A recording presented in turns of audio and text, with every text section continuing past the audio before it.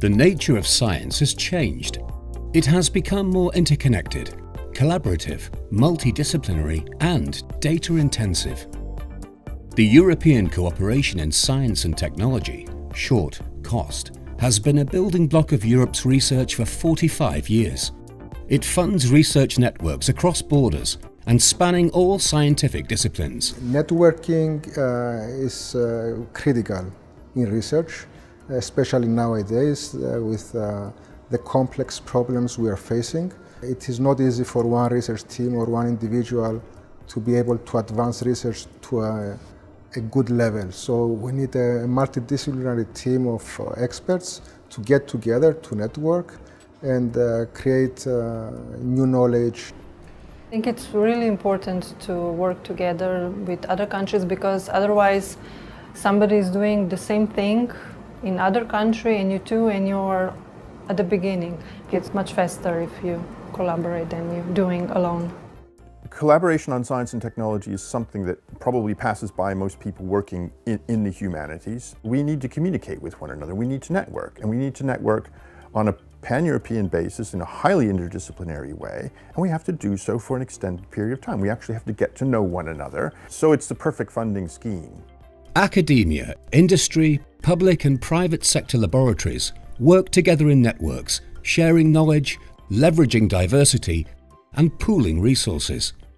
It is bridging the gap between research in the universities and private companies. Yeah, industry needs to cooperate with academia in this way, and academia can transfer their knowledge and results into, call it, real-time systems that are used by industry. COST is a program that truly understands and values scientists and researchers. It supports them to develop their own ideas. A flexible and open approach focused on cooperation that creates a unique dynamic. It creates a fertile ground for science to flourish. There is a proposal, there is a certain goal that you want to reach, but allows you to create deviations, to enable new research ideas, to deviate sometimes from the plan. And this is key to successful research and to creating new ideas. And COST is very successful in doing that. Surely it gave me freedom and independence that I would never have without the Axon. COST actions all start with an idea. Its open proposal process puts everybody on the same footing. Everyone is equal, and it's the beauty of your idea which is important, not where you're from and how much money you have. The ideas in COST are bottom up, and I think that's the way it should be, because I think researchers are in a good position to identify areas that will really grow quickly and that need a lot more collaboration. COST actively breaks down the barriers that scientists from less connected research communities, young investigators and women can face. There's a clear sense that we need to collaborate, but there's also a very clear sense that we need to collaborate with all parts of Europe and across, what used to be a divide between what we used to call Eastern and Western Europe. As a half Polish and half Italian, I understand how important it is to involve inclusiveness target countries in research in COST actions. There is really a mutual benefit in their participation.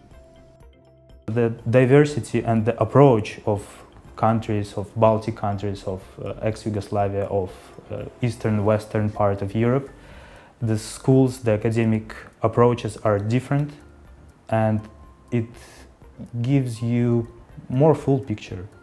This bridging is very important, and precisely it is very important for the countries like Serbia and academic community. That bridge which was broken for Serbia was rebuilt through COST actions. Science is all about people. COST creates spaces where people are empowered and ideas can grow without limits.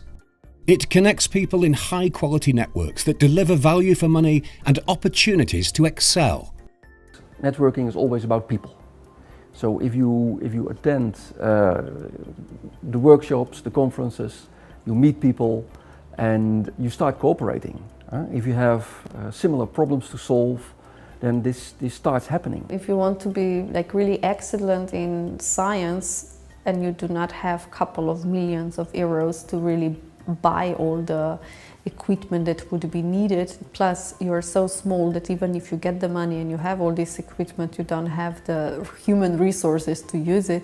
And through COST, it enables us that we go and we use this infrastructure in other research institutions around Europe, plus touch and get in touch with and start collaborating with the best brand names. I would say it's a new dimension to my career and to my scientific project. Instead of working on one instrument in one university, I'm working at the European scale. We need to boost this networking, and we need to not only the networking but the excellence in science, and COST is precisely a perfect instrument to perform this. COST is now more relevant than ever.